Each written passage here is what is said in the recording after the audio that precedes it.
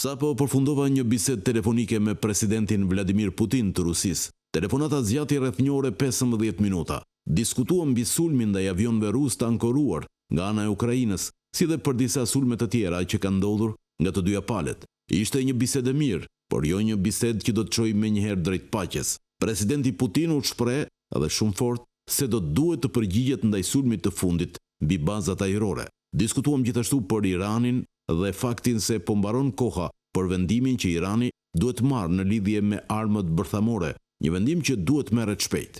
I theksova presidentit Putin se Irani nuk mund të ketë armë bërthamore dhe për këtë çështje besoj se ishim në një mendje. Presidenti Putin sugjeroi se do të marrë pjesë në diskutimet mbi Iranin dhe se ndoshta mund të ndihmojë për ta çuar këtë çështje drejt një përfundimi të shpejtë. Sipas mendimit tim, Irani po e zvarrit qëllimisht vendimarrjen për këtë çështje shumë të rëndësishme dhe do të kemi nevojë për një përgjigje përfundimtare brenda një periudhe shumë të shkurtër kohe.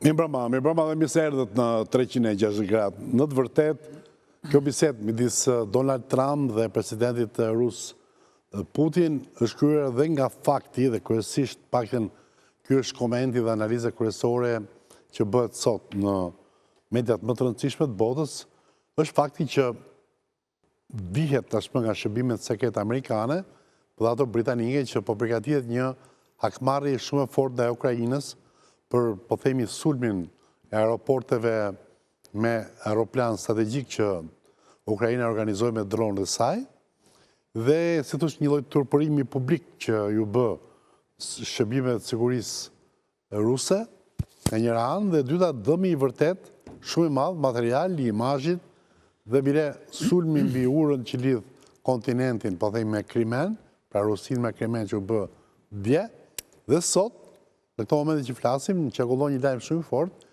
që përsëri Ukraina ka sulmuar disa baza raketore ruse në territorin e Rusisë.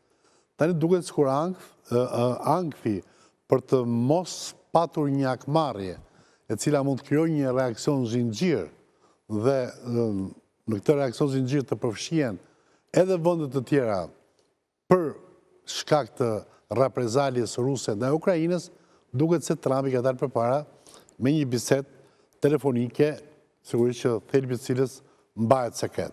Për të dekriptuar këtë dhe situatën në përgjithësi, pra hakmarrjen e pritshme, pse e nëndeceve përthamore ruse, të cilat tani janë parë në detin e Zi, do merremi këtë pjesë të parë të emisionit. Pjesë e dytë do merremi me sulmet të rënda dhe të azjesuese, mund të themi, që ka bërë Sali Berisha në Bruksel kundër Shqipërisë, duke konsideruar dheun e karteleve dhe organizatave terroriste, të cilat kanë, po themi, shtrirë të dakuret e veta në gjithë Europën. A është kjo e vërteta? Po apo jo? Megjithatë, në pjesën e parë kam këtu zotin Gjet Ndoj, me mbrëma, historian, por dhe në këtë emision dhe analist, sepse njeh mirë shtjellimet gjeopolitike.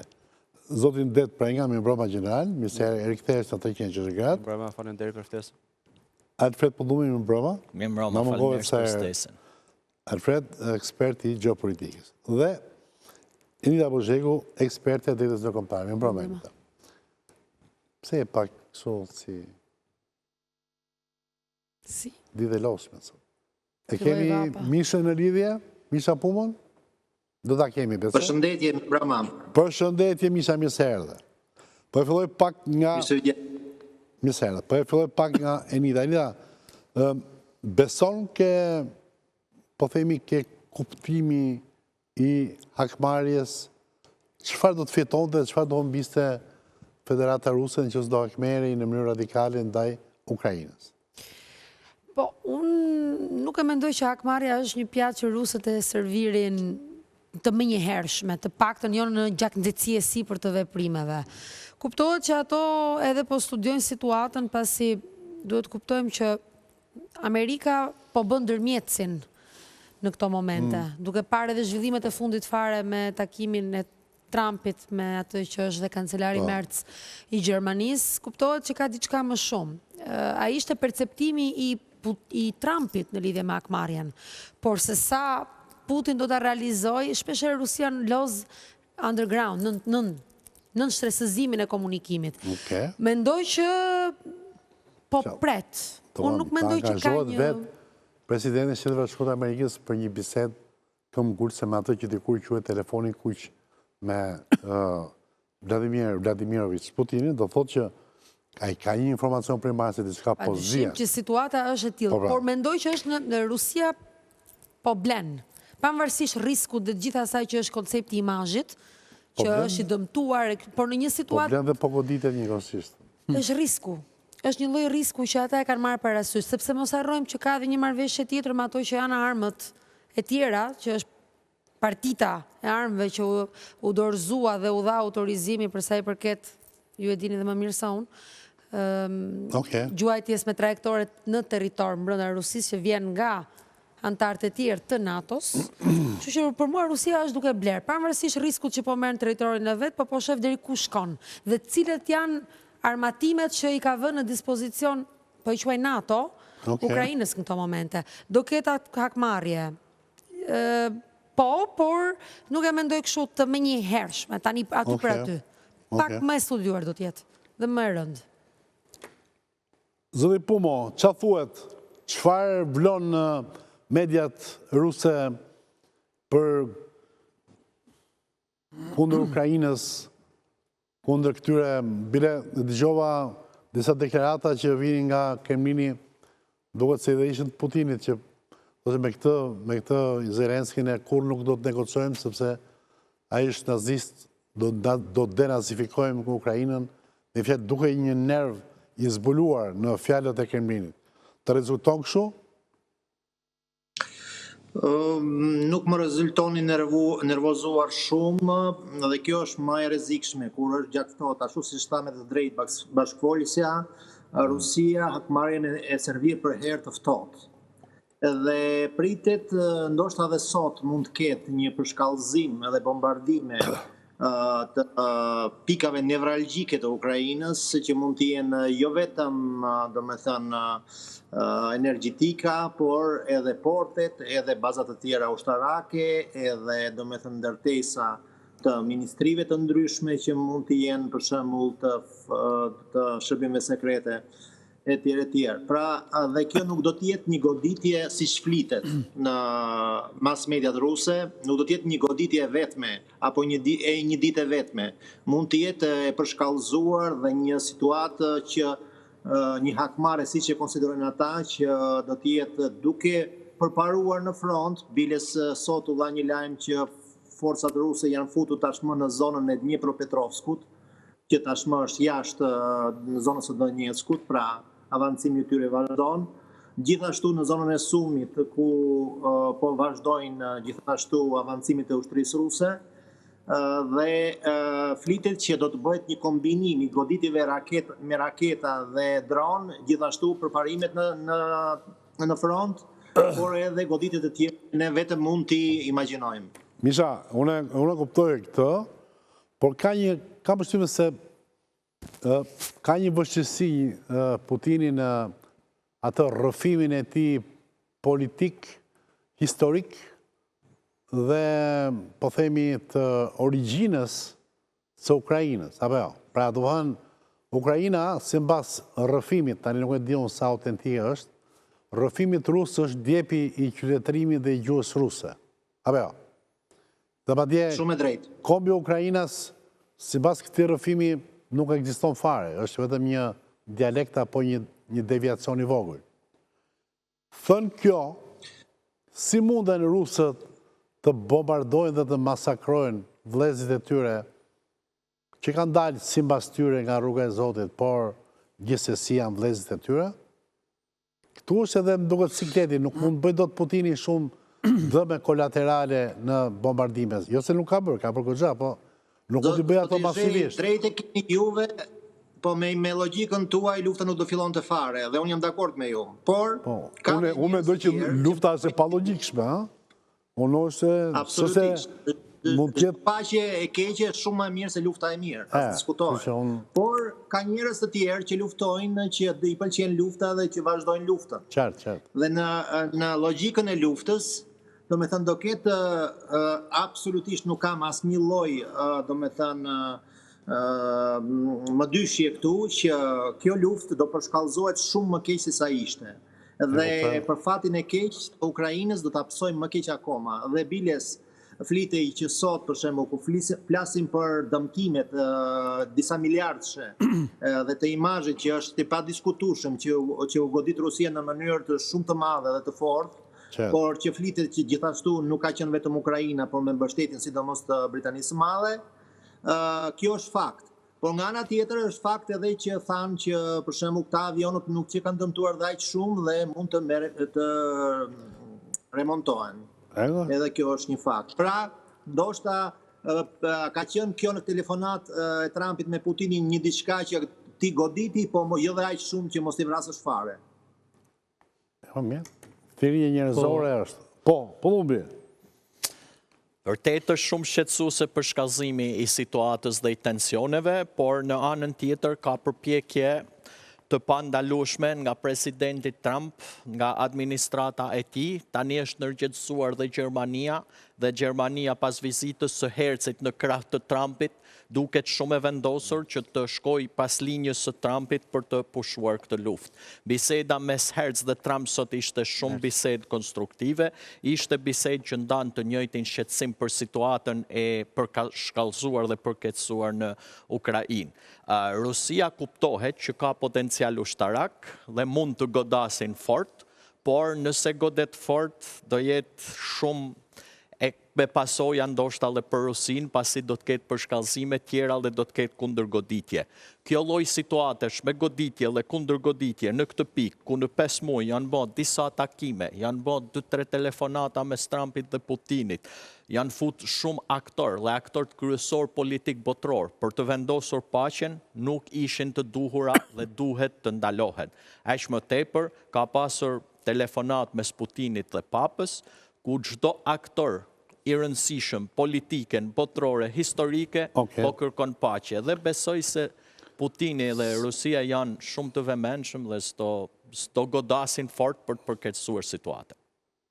S'do godasin fort. S'do godasin fort, që do godasin, sepse imazhi i tyre është cënuar shumë rënd dhe ata duhet ta ruajnë imazhin e vet. Pa duhet godasin thotë? Duhet godasin mesatarisht. Sepse po goditen fort do ju kthehen bumerang. Okej. General, çdo më thënë reprezalje dhe akmarrje në gjuhën ushtarake. Ma përkuvizo pak të lutem. Në kontekstin dhe në pikpamjen ushtarake, po t'i referohemi asaj që ka dalë në media dhe ta marrim si përmbajtje të pjesshme të bisedës mes presidentit Trump dhe presidentit Putin, ai i shprehet që reagimi jon është i pashmangshëm dhe nuk kemi zgjidhje tjetër. Nëse unë shpresoj të mos ndodh, të vinë në një linjë pak a shumë dhe me parafolsin që nuk do të ketë reprezalje. Mos ngatrojmë emisionin, nuk është emisioni shpresa këtu. Jo, kuptoj. Jo, shpresa nuk dua, do vetëm analizë. Pra, unë të kërkoj si përkufizohet në gjuhën ushtarake reprezalje, se reprezalje njihet. Nuk është e mirë, është e të mëshme, e hanë civilet kryesisht, por reprezalja njihet, është ritorsioni, thonë italistë. Reprezalje, tani çfarë do të unë do thosha nuk mund dhe nuk duhet të ndodhë së pari. Reprezalja është nëse në teatrin e veprimeve luftarake, aty ku zhvillohet gjithçka të shuhet, të rrafshohet, por kjo nuk mund për asnjë arsye dhe për arsyen reale të bombardimit thellë në territorin rus të bazave ajrore strategjike dhe të avionëve strategjik, nuk mund të ndodhë pasi reagimi apo kundër reagimi do të jetë jo me të njëjtën format, por me të njëjtën forcë. Në këto kushte, Rusia dhe presidenti Putin, koha nuk e din asnjë, nuk mund të thonë vetëm ata që marrin vendimin, pasi reagim do të ketë se s'ban për të ruajtur në një farë mënyre prestigjin e tyre në veprimet luftarake dhe veprimet kryesisht do të jenë pas ata e njohin mirë shumë dhe mund vepronin edhe brenda një kohe të shkurtër 24 orësh, sepse territori i Ukrainës është një territor tërësisht i njohur, totalisht i njohur prej tyre sepse ka qenë pjesë e tyre dhe i njohin bazat ushtarake, njohin strukturën ushtarake, njohin kampe dhe edhe vijen luftarake ose operacionale ku kanë mes tyre. është më shumë se 3 vite luftë që ata i njohin. I njohin shumë mirë, por jam i bindur. Nuk i njëtë kanë dhe ishë mirë, se askush nuk mund beson që në mbas 3 vite gjysë luftë, në shkurt i bje, në shkurt të këti vite u bën 3 vite, i bje 3 vite 30 muaj. 39 muaj. Po, do më thënë, ty të bëra një... Sulmin më të fort. Një sulm më të fort në thellësi. Për 39 muaj është sulmi i parë dhe i vetëm deri tani i Ukrainës i mbështetur me bindet plota nga partnerët dhe NATO. Kolonat e tankeve që sulmonin Kievin që digjishin... Po tani kemi mbështetje në aleatëve në mënyrë të hapur, të deklaruar të shtë. Strategji ka bura, pra, më mirë, dakor. Kjo nuk është e lehtë. Në një luftë pak të zero kufit e luftës. Në momentin kur bëhen planet operacionale apo luftarake, nga palet edhe ekspertët ushtarak, duke bindur pjesën politike në vendimmarrjen e fundit, asnjëherë nuk mund të realizohen ato siç planifikohen. Pyetja është kjo, edhe do ka rëpa se ke zotin dojë, pyetja është kjo, ja e bëri reprezaljen, me kostë shumë madhe të jetëve civile. Qa fiton? Fiton mobilizimin akoma të madh të atyre që janë aty, pra do vësë edhe lufta do të ketë një lloj imazhi të paktin që të ruaj një lloj moraliteti. Nëse Ukraina ata thonë është Rusi, si po e ti djepin e nënës Rusi po e bombardon dhe po e shparos. Të fusit sa oreshnik aty, të bëj kërdin në Kiev. Unë besoj që kjo nuk do të ndodhë, goditja do t'jetë në sistemet jetike të Ukrajinës Misha e tha një gjë të frikshme, për se kapët. Ishe shumë i qetë ta Putin, dhe ku është i qetë atër është mirë. Eshte frikshme, është e vërtet, sepse hakmarja ose gjella që serviret e ftohta është hakmarja, dhe detyrimisht ata kjo qëtësi këtep kështë kishte në konsiderat për realizimin e asaj që mundësijet të prishme ose reagimit të pritshëm, unë mendoj që kjo do të shfrytëzohet përveç pikave në të gjithë territorin nevralgjike dhe jetike të Ukrajinës, ajo do të shfrytëzohet për bombarduar. Prapë Ukrajina. Po, për të bombarduar, natyrisht do ta vazhdoj. Ato do ta vazhdoj, se nuk është kaq e lehtë, sepse janë të përgatitur, teknologjinë, armatimin dhe profesionistët janë mbështetur nga NATO dhe strukturat partnere, dhe detyrimisht që janë në një fazë që e kanë menduar mirë se kanë një vit e gjysmë që e mendojnë këtë sulm. Kam parë këto dhe dje, në sa studio të tjera, në një studio tjera televizive, që ishte njëri që thoshte, këtë ka përgatitur NATO, këtë ka për NATO, këtë e për NATO, dhe kisë me kompetencë se ku ishte aty të shtabi. Te kam për Amerikanët, dhe unë kam përshtypje që biseda e Trumpit dhe Putinit ka qenë dhe një larje duesh, ka dhe no, shëvo, tas më kanë pyetur mua. E kanë bërë pa miratimin tim. Në fakt këtu mund të ketë edhe diversione, më falë që ta nërpres, se ka njerëz që e kanë nxitë këtë luftë mos të harrojnë, dhe ata pjesë e tyre njerëzve që kanë nxitë këtë luftë humën thellë në Amerikë, dhe janë lobe shumë të rrezikshme politike. E pedje ca media që thonin këte ka për Amerika, këte ka për Amerika. Po, dhe këto lobet anti-Trump janë ato që duhen të aminojnë paqen, dhe ata që fillojnë një luftë pa nevojshme, se si që e theksoj disa herë, janë një kom që vetë Rusia e qunë Ukrajinën si nënë në saj, pra është një luftë me të zvlezris, si thomë, një rast që nuk e kemi Rusia mbetet nëna, është djepi. Dakor, e që më keqë që nëna mos të prekë. Nësëm lejon, kjo nuk ka qenë sa hapën bëllësyt rufene qilë të hapë. Pra ishte e para pregatitur. Që është Kievi djepi i qytetërimit ose i kulturës ruse, kjo është e vërtet historike dhe kjo është qënë në antikitet. Dhe është Kievi djepi i vërtet i Rusisë. Tërsi, Kievi sot është kryeqyteti i Ukrajinës. Ukrajina si vetën pjesë ati civilizimi asaj. Allah e dha që thellë, si ka hyrë njëri, se kështu thonë dhe Serbët për Kosovën, që është djepi i qytetërimit Serb. Kievi realisht është djepi i... Po se dim atë. Me ato, po të dëgjosh Ukrajina. Edhe rusët vetë e pranoj. Po jo me rusët e propagandoj, po të dëgjosh Ukrajina. Edhe historiografia europiane e pranoj. Teoria tjera. Por pranohet dhe diçka tjetër. Diferenca mes tyre popujve reflektohet gjatë rrugtimit historik, sidomos kur perandoria austro-hungareze, një pjesë të mirë të kësaj zone të Ukrajinës e ka patur në influencët e saj. Edhe fetarisht, atje ortodoksia e ukrajinase është influencuar nga perëndimi për shkak të marrëdhënieve influente që ka patur Perandoria Austriake për një kohë 200-250 vjeçare atje, dhe vizita që bëri sot, jo vizita, po telefonat që bëri sot. Ka përshtypjen që mbas Polonisë, se po hym në historita dhe duhet dalim shpejt, se po ngecëm këtu shumë dinamike situatë. Se ta aktualizojmë. Mbas Polonisë, ka përshtypjen që komuniteti më i madh katolik është në Ukrainë. Se polakët nga gjatë në ndryshme që ka qenë burim lufte me Rusin gjithos, ka qenë që ka qenë bota katolike slave me botën ortodoxe slave. Zoti Zhej, aty është i fenomeni krishterë ndryshe nga Polonia. Polonia është katolike. Edhe një pjesë e Ukrajinës është katolike. Pjesë e Ukrajinës është katolike, po pjesa më e madhe e ortodoksëve kanë njohin papën dhe shitërinë e tij. Dhe sot telefonata Putin me papën nuk ishte një telefonat e rastishme, apo e dy personalitete, por kanë një agent të caktuar, ortodoksit janë të ndikuar, dhe kisha unjate ortodokse e njohur në botë, edhe në Shqipëri, edhe është ky fenomen unjatizmi, ka të bëjë pikërisht me këtë, njohjen e ritit lindor të këta besimtarë, ndërkohë që papa ka influencën e tij për shkaqe edhe rrethana historike. Derisa të ndalem pak tek Putini, gjendja Putinit sot. Unë nuk e lexoj si të qetë, pavarësisht se ai komportohet shumë mirë dhe e jep idenë që nuk është i qetë, ai është i shumë i trazuar, por natyrisht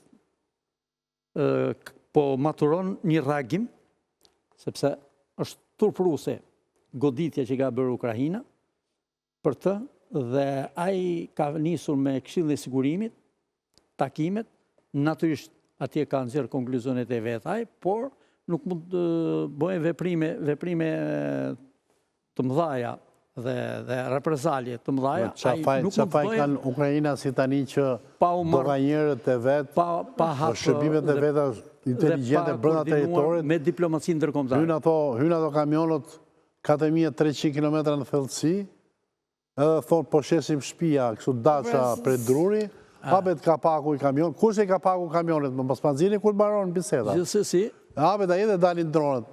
Çu e kishëm atë? Jo, s'është, ajo është patriot. Gjithsesi e tham dhe në misionin tjetër. Këtu është hapur i sigili i ri i luftës dhe Putin nuk është më komod siç ishte pak ditë më parë. Që rriten tërheqje dhe nuk mbështeste bisedimet për paqe, por rrite si njeriu i cili ka shumë potencë për të fituar Rusia në bisedimit. Është i shkatruar ai opozit komode atij, ai nuk është komod sot. Ai sot është një gjendje, edhe Rusia vetë. Nuk jam shumë dakord të të marri presidenti i Shtetit Bashkuar të Amerikës telefon dhe të thotë ti bjeri, po në një fjalë, mos i bi kaq fort, do të thotë që mbase edhe kaq jo komod nuk është. Unë them duhet diskutohet pak për te asaj që është formale. Ajo që është formale nuk shpreh tamam. Jo, formale lexohet për te rreshtave. Presidenti nuk më duket kaq e thjeshtë situata për të thënë Putini nuk është komod. Putini ka kjo më jo fare. Ai ka vënë kushtet e veta. Problemi është rrezikshmëria e hakmarrjes është e tillë që mund të bëjë një efekt tabula rasa. Dhe atëherë do të kemi një konflikt shumë herë më të madh. Mendoj që rrezikshmëria në gjithë historinë është nëse hakmarra do të jetë me efekt tabula rasa, a do të ndërhy pikë çuditse NATO? Komunikimi rrafshim total. Ground zero. Okej. A do të ndërhy pastaj Francë dhe Francë, Gjermani, Angli, 3 shere, le të themi ky pakti i hekur i ri, nëse do ta quaja në rivizitim të kohës moderne që jetojmë. Për mua ky është problemi më i madh. Nuk është ajo që shifet. Problemi po ne po lexojmë për të lëshave. Trumpi don ta ndihmoj pak në gjendje të vështirë që është, ta ndihmoj dhe ndërkombëtarisht Putinit të duket sigur. Cili është? Don ta ndihmoj. Ai reprezali nuk është i Zotit, bëj reprezali të asaj shkallë që thuhet tash. Putini përderisa nuk është i Zotit, bëj reprezalje se ai për shpirt e bën reprezaljen, por nuk e ka në dorë ai Ukrainën. Ka lidhje me pas në dorë, ka lidhje me shkatërru, me e rafshu. Po pra, nuk mundet do të para shkatrimi dhe mundet do të derisa Zoti Misha jo, s'është vetëm aty, sepse ka tjera. Zoti Misha sapo na tha diçka shumë të rëndësishme, të paktën nëse mund na e ripërcaktoj edhe një herë, që tha përveç çfarë po bëhet dhe kanë filluar të hynë përtej territoreve të pushtuara, pra Këmbësoria, ka kaluar dhe po mësyn në teritorit të tjera. Për mua kjo është alarmante, më shumë se deri ku ishim në ato që ishte kufiri tashmë, le të themi, i negociushëm, në ato që është edhe bisedimet e Stambollit. Pra duhet parë pak më gjerë skenari. Për menimin tim, Putini pat një shans të artë, kur bisedimet po shkoshin në shumë konstruktive që u fut në loj shumë edhe Kina duke ofru që ai të jetë një aktor i rëndësishëm. Dhe në këtë kontekst, Putini duhej ta shfrytëzonte më mirë dhe të mos agravojë situata. Për sa i takon rrafshimit e parafshimit, për mua është dështim shumë i madh kjo që i nolli Rusisë dhe Putinit dhe tregon që lufta e ka dobësuese. Lufta dobëso këdo dhe do jetë një bumerang nëse Putini do të kërkojnë dhe të bëjnë një hakmarrje shumë të fortë. Se po bëri një hakmarrje shumë të fortë, shifet se nuk ka më potenciale. Se të ishte aq potenciali fort, nuk i nollte kjo që i nolli. Bielorusia është të shquar gjithmonë për shërbimet sekrete shumë të suksesshme. Dhe atëherë ku i ka shërbimet sekrete kur futen me shit shtëpia drunrit dhe i bëjnë gjithë të repreziale, pra tregon që nuk është aq i fortë dhe të lën forcën më një anë. Kjo luftë është e stisur dhe duhen gjithë të jenë të maturuar dhe të shkojnë drejt paqes. Është një luftë kanë stis liberalët. Putini duhet mos bien kurth, se po ran kurth dhe po tregu jegër do humin Putini, se me Amerikën kanë hum luftën e ftoft, kanë me hum çdo luftë. Aq më tepër që sot Gjermania ishte në krah të djathtë si asnjëherë me Amerikën. Po dojle të kalojnë kratë majtë në Portani, se s'kalon do të. S'kalojnë do të se moj të ra. Nise, Gjermania lodhi një rojtë. Gjermania me atë që dhuratën me gjithatë me dhuratën që i bëri Trumpit, Merz tani në takimin që kanë bërë, do me thënja ishte për te asaj certifikate të gjyshit. Jo, ishte mesazhi në politikë, lozët gjithmonë mesazhe subliminale. Po lërë se Trumpi Trumpi e ka thonë gjithmonë jam Gjerman. Nuk ka lidhje, në një moment lufte, në një moment krize, që janë dy fronte të rëndësishme, mos harrojmë dhe Izrael-Palestinë nga ana tjetër dhe me veton e Shtetet Bashkuara të Amerikës në lidhje me armëpushimin pa kushte të Izraelit, të Hamasit, Izraelit dhe Palestinës. Pra janë të lidhura. Qa dhuratë i bëri me... I bëri një dhuratë që ishte vërtet... I bëri certifikatën e lindjes. Kancelari Gjerman Merz... Po, kancelari Gjerman Merz i bëri sot në dhomën ovale... Presidentit Amerikës Trump në një kornizë certifikatën e lindjes të gjyshit të tij, të 1868-ës, diçka e tillë, në të cilën i kujton të Trumpit që ishte Gjerman dhe prejardhja nuk harrohet, pra mesazhi, por ajo që ishte dhe më e rëndësishme i tha diçka për emrin e gjyshit të tij. Friedrich është një emër, tha, i fuqishëm. Kjo do të thotë që dhe ti e i fuqishëm, por mos harro ku i ke rënjët. Po se praktis do të Gjermanin më... Trumpi e pa thonë... Zonja do bën një emision për praktisje, flasim për aleanca. Mos ka pasur edhe në shqiptare këtë randë. Me siguri do t'i dalë edhe i gena tje. Ate, një sekund. Unë dua të jap, një sekund zotëri, dua të jap distancimin që ka bërë Shtëpia e Bardhë, ka shumë rëndësi, sepse këtu, do të thënë, vetëm të kuptohemi një gjë. Në këtë emision, ne nuk kemi ndjekur asnjë klikimet, kemi ndjekur të vërtetën dhe analizën mbi bazën e gjërave që dihen dhe që janë të certifikuara nga media ndërkombëtare. Nuk mund të shpikim gjëra për shkak se kam dëgjuar media të tjera që thonë që këtë kanë bërë amerikanët, sigurisht që logjistikisht mund të ketë pasur ndihmë, por kam dëgjuar disa analiza që dhe dronët, po do ta pyes Mishën pak më vonë, edhe dronët të cilët do përdoren në këto bazat kanë hyrë, kanë piratuar sistemin e internetit rus, sepse kanë qenë pajisur me... Apo jo, Misha, ma konfirmon? Po, është vërtet. është vërtet, një se ose ka rëndësi kjo. është vërtet. Po, është vërtet.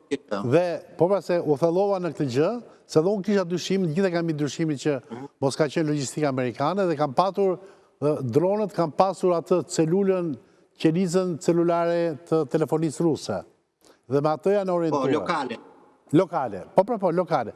Pra, do më thënë, nuk ka lidhje dhe nuk ka koordinim satelitor, se për ndryshë Trumpi nuk ishte si e merte sa do që këta politikanët janë aktorë dhe në aktorë më të mirë se aktorët e vërtet, s'do e merë të do se me një ish oficer të lartë KGB-s, nuk mund të bësh shaka. Mund të pish me gopë, po jo të, sa i, me këflet, me këpotalës. Oke, ate, dëgjëm pak dyshin, si kronit zyrtarët shpis parë, që thot jo, Ukrajinasit nuk na pyetën fare, s'kemi patur informacion për këtë që ndodhi. Dysh.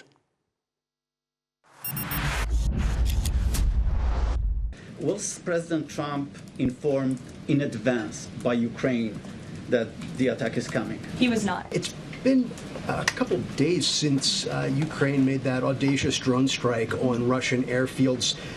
The president hasn't said a word about it, and usually he's not shy about making his thoughts known on the war. Or it's not bad on the war or any other subject. What have you heard from him on this audacious drone strike? Look, the president's thinking on the Russia-Ukraine war as it stands, I spoke to him about it just this morning, is he remains positive at the progress that we've seen. Again, he urged both leaders to sit down and talk directly with one another, and they did that. Russia handed over a memorandum of peace, or a peace plan, or a suggestion of one, I understand, to the Ukrainian side. They also agreed upon the exchange of prisoners or hostages from each other's countries, so he's working hard to solve this conflict, and that's where his mind is right now on it. Does President Trump approve of Ukraine's decision to strike nuclear-capable bombers in Russia?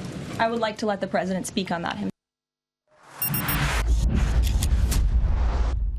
Pra, është e qartë që sipas versionit zyrtar, është ky.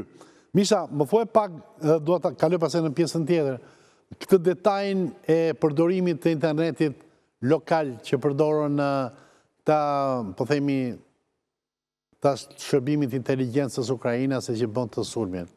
Si ishte ajo, unë dëgjova që kishin marrë abonime me skeda telefonike dhe pastaj ishin futur në këtë apo skeda interneti? Po, fillimisht do me thënë tashti ka dalë versioni hapur që është një person me mbiemër Timofejev, që ka në shqetësi si ruse ashtu dhe ukrainase, ai që është organizatori kryesor i këtyre sulmeve. Do me thënë fizikisht ai është ai që përndiqet tashti nga shërbime sekrete ruse dhe është shpallur. Është ai që quhet agenti me imang. Ai është, do me thënë, kryesori, ai ka qenë pronari i të gjithë kamionëve të dërguar në drejtime të ndryshme, pra ai ka qenë pronari de facto. Ai është një, do me thënë, shtetas rus, por... Kjo është foto që kemi në këtu, ma spritero pak. Kjo është foto, është ky. Për këtë flitet? Po një janë me atë që kam parë dhe unë në internet, do me thënë. E pa mi, ai, do me thënë, ai... Po mi, rusit e kanë zjerë, ku shtë të zjerë? KGB-ja e kanë zjerë, GPU-ja e kanë zjerë, si që dhe? Ne, se KGB-ja vjetër.